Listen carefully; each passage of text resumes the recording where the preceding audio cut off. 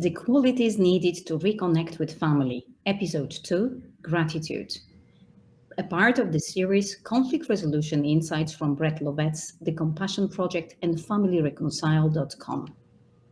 Hello and welcome again to our instantmediations.com and Lawyers and Mediator YouTube channel podcast. Today we are meeting Brett Lovett again to discuss the qualities needed to reconnect with family, episode 2, Gratitude. And I am Natalia Łowska-Czajka, advocate, mediator and arbitrator from Warsaw, Poland.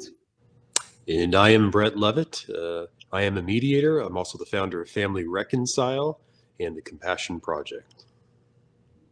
Thank you for that. And gratitude seems like a word that everybody knows. Everybody knows what we're talking about because everybody must have felt it. We feel gratitude and we probably think that it's so obvious when we feel it. Is it really so? Is it just one feeling of gratitude overall, or can it be divided? Can there be any distinctions in what we feel when we think we feel gratitude? Yeah, that's really well said, Natalia. I was thinking before this about the Greek language. So especially in the ancient Greek language, the Koine language, you hit on such a good topic there. We throw the words around. You know, we throw all these words around. We throw love around and grateful. And if somebody says the word grateful or gratitude, most of us will think, well, I feel I'm grateful, or I've experienced gratitude before. So I think we all do that. You know, when I was thinking about the Greek language for the word love, there's they have four different words in the Koine for love. You have a familial love or a brotherly love. That's like what the term Philadelphia means, the city of brotherly love. It's philia. That's the Greek word for that brotherly love. You have a romantic love. You have a principled love. So we have in the English language one word, love. So I love my dog. I love my car. I love my wife. I love my children.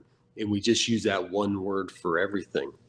So in thinking about the word gratitude, it's not, I thought we would unpack it a little bit here and consider a couple definitions, because it's not to be critical and say, well, you don't have the exact right definition of gratitude. No, it's for our understanding. So if we can understand the word deeper, we're going to see how that can help us in our relationships with one another, with our family, our relationships with our neighbor. So that was what I was going to go into too. So Webster's dictionary. You go and just pull Webster's dictionary off the shelf. You look up gratitude. Here's what the definition says: the state of being grateful. And I thought, okay, nice, but not too much, right? There's not too much information there. So, I looked up some other definitions. Were there any other definitions of grateful? And here's one. I thought it was really well stated. When receiving something good because exchange is involved, or effort is involved, or achievement was involved, or the right or a right is involved, we don't typically feel gratitude for something along those lines or for that. Gratitude lies more along the lines as if we receive something good, it's the emotion we feel because what we received was not owed. And that's the nuance. That's the difference between being, what is the difference between being joyful, being thankful, being grateful? If you don't mind me saying, I'm a tennis player. I like to play tennis. And I was thinking maybe I could illustrate it this way, because we're breaking this down, that the difference between these words is the receipt of something that isn't owed. And I thought, when professional tennis players enter tennis tournaments, they have to enter, they have to enter through fee and through credentials. So they have to pay the fee to enter, and then they have to have enough points on the circuit in order to enter that tournament. Once they enter the tournament, well, then they have to put effort out, right? So the exchange is they paid and they have the credentials. Then they have the effort. So if they put the effort out to win their matches, then they can achieve the end result which is to win the tournament. If they win the tournament, then they have the right to hold the trophy. So there's an example of a regular tennis professional exchanging, putting effort out, achieving, and having a right. And so at the end, they're giving their speech, right? I'm so grateful. And sometimes I hear this, I'm so grateful for this opportunity. But is grateful really the right word in that instance? It's probably more thankfulness, really. It's probably more joyfulness. It's being ecstatic or overjoyed. And we're not trying to be critical about this, but we are trying to really understand the definition of the word. But let's take what they call a wild card. So each tournament gives out a number of wild cards. What is that? That allows a player who doesn't have enough points, who doesn't have the credentials, who can't meet the exchange part to enter the tournament. If the committee gives a wild card to a certain player, that player through effort then achieves the goal of winning the tournament and has the right to hold that trophy at their speech. It would probably be more accurate for them to say, I am so grateful for this opportunity, because they received something along the way that was not owed, that allowed them to do that. So I just thought that was my own, example of how to highlight what is this difference between being thankful and actually being grateful or having gratitude. The difference is receiving something good that isn't owed. Thank you so much for that. And it's very good that we could hear that from you, because in every conversation, I think that the basic thing is that people understand what they are talking about. So defining gratitude was a milestone in our conversation to move forward. Why do you think that reconnecting within a family requires gratitude? What sort of feature is gratitude that it can contribute to our family relationships? So I say this every time you ask such good questions, and that's another good question, because that's really what we're here about, is applying this in our relationships. And I think about the things that we were saying before, where when we think about ourselves, we're not always the most objective. So we can say, oh, I'm a grateful person, or I have gratitude. Or some people actually think gratitude's kind of sappy, right? Or it's too touchy-feely for them. They don't see the value in the quality. But there's tremendous value in the quality of gratitude. Again, we mentioned earlier, it's a transformational quality. How?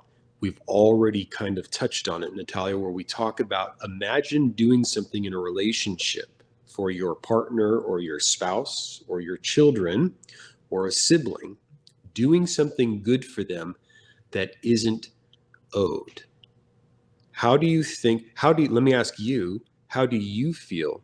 If you can think of any examples in the past where somebody did something for you that was kind, and it was a gesture to you, but it wasn't owed, it wasn't deserved. How did that make you feel?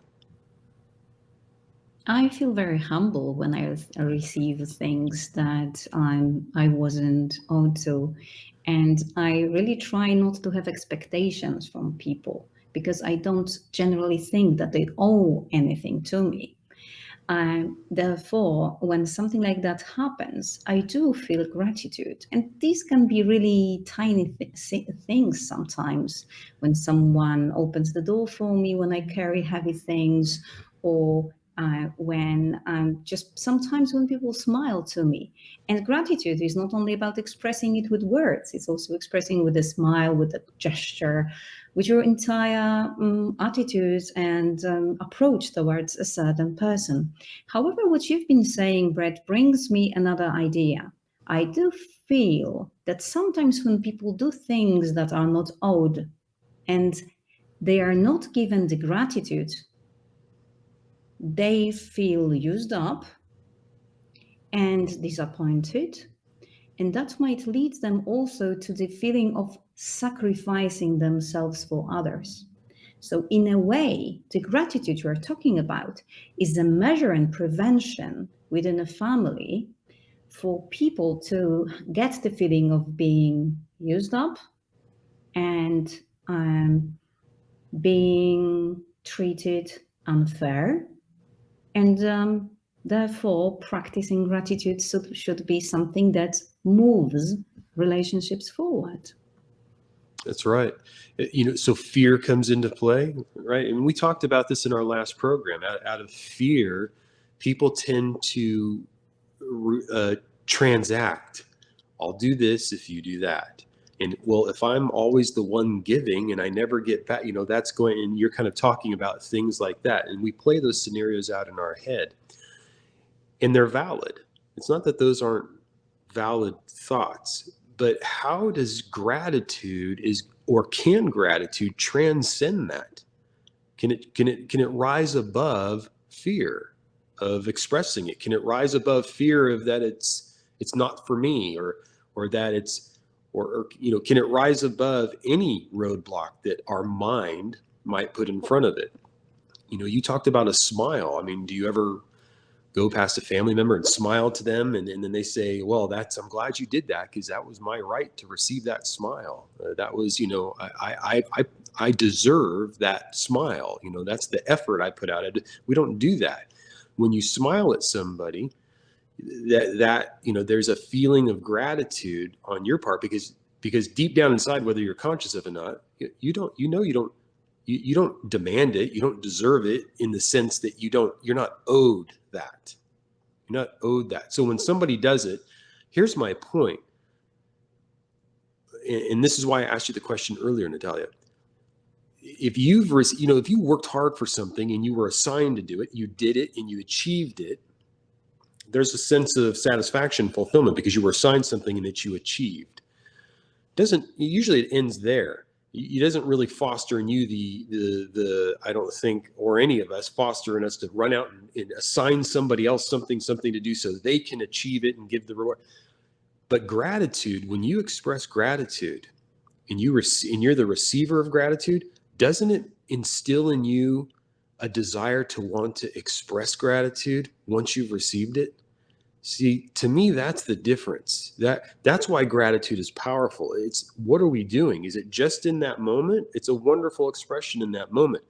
But the real power in gratitude is what we're instilling in the people that we're giving it to. That's where the expression pay it forward comes from. What does pay it forward mean? You received something that wasn't owed. And what that instills in you, or what it should instill in you, is the desire to want to do the same thing for somebody else that it isn't owed to. That's where that whole concept of pay it forward is built around gratitude. So when we think about it on a deeper level, we can see how if we apply this in a relationship, just think to yourselves. Think to yourself, when is the last time that I did something for my mate or brother or sister or child or even my neighbor that was just a gesture of graciousness? It was just being gracious. It wasn't something that I needed to do because they gave me a gift last year, so I need to give them a gift, this year. And you do it for all these other reasons so that you don't look bad. And no. When's the last time you did something for somebody that wasn't owed? And then how did that make them feel? Because there's that illustration of throwing the rock in the pond, right? And the ripples go all the way. Gratitude is exactly that. It's that rock that gets thrown in the pond when you express it. In where will that ripple stop? It goes on and on and on. So that's what we're trying to do by better understanding gratitude, just even at the definition level, doing something or receiving something that isn't owed, just understanding that and understanding the impact that can have on somebody else and what we're doing, essentially paying it forward. That in of itself, I mean, we could end the program here. That should really cause people to think, am I doing that? Am I practicing that? How do I become more grateful? Wow, gratitude is deeper than I really gave it credit for.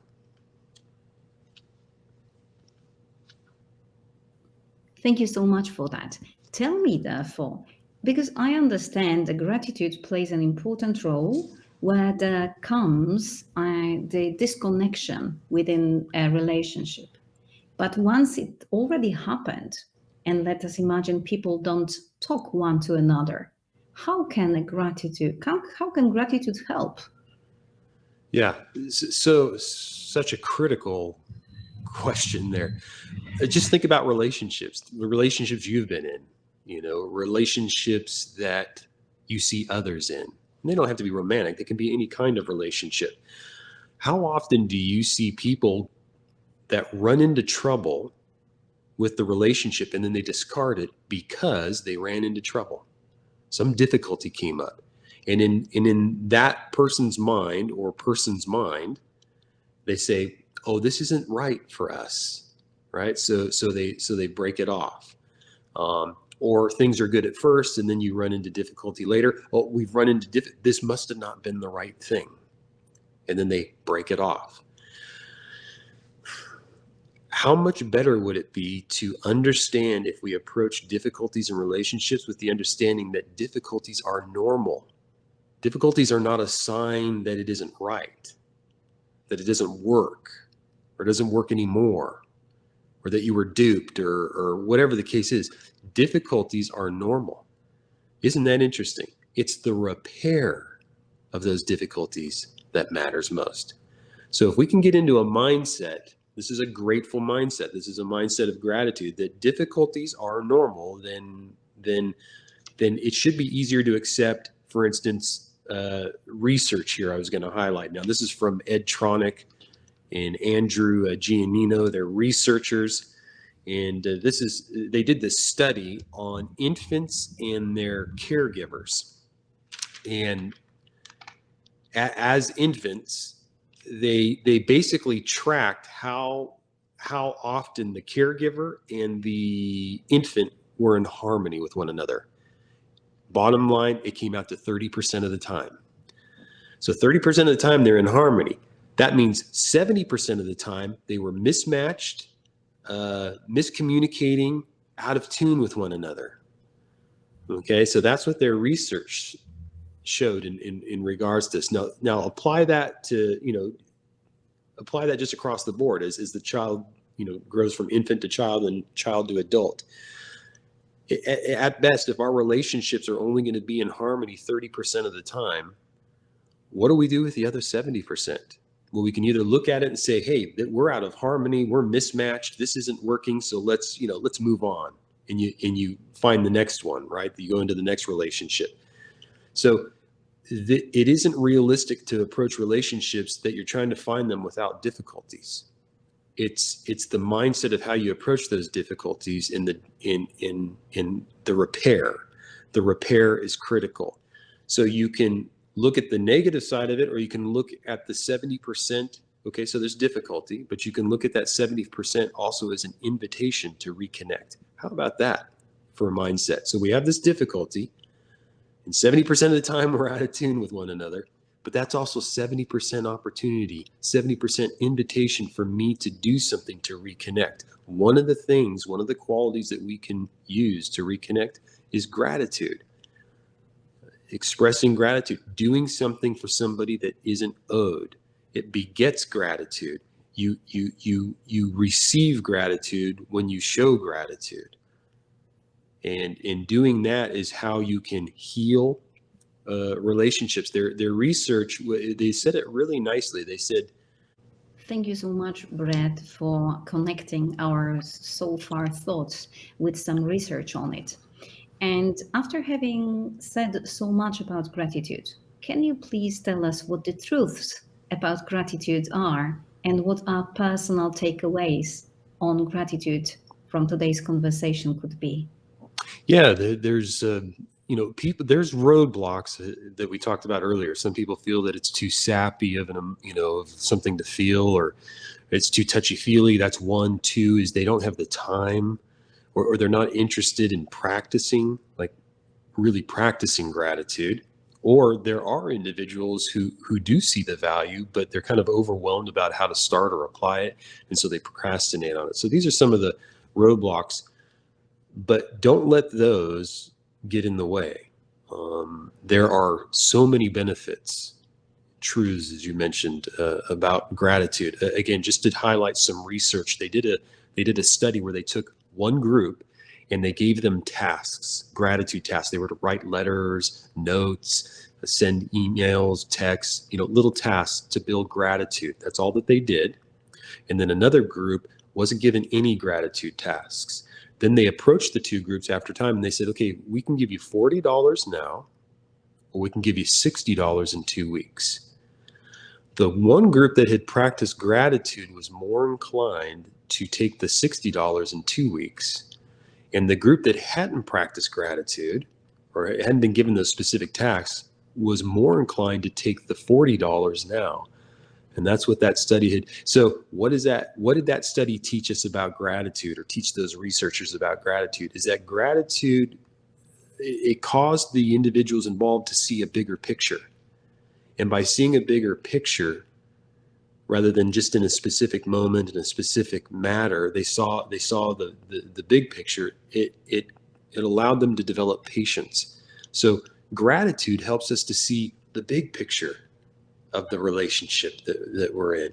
Gratitude helps us to be patient with the relationship that we're in, rather than a more of a now type of factor, like we fix this now, or this better be better now, or it has to be good now.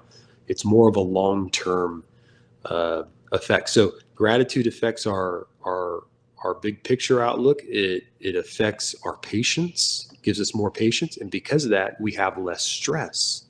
And because we have less stress, Natalia, we're happier. So tell me that gratitude isn't a powerful quality if those are the truths or the benefits that come from it, and it's backed by scientific research. Thank you so much. I think that you have encouraged everybody to show more gratitude in their lives, in the relationship and the family reconnection via gratitude that we are trying to present to people in terms of how they can act within their relationships, how they can better understand what it is all about. And that would be it from us today. And be sure to check out this show and other shows that we are doing on instantmediations.com.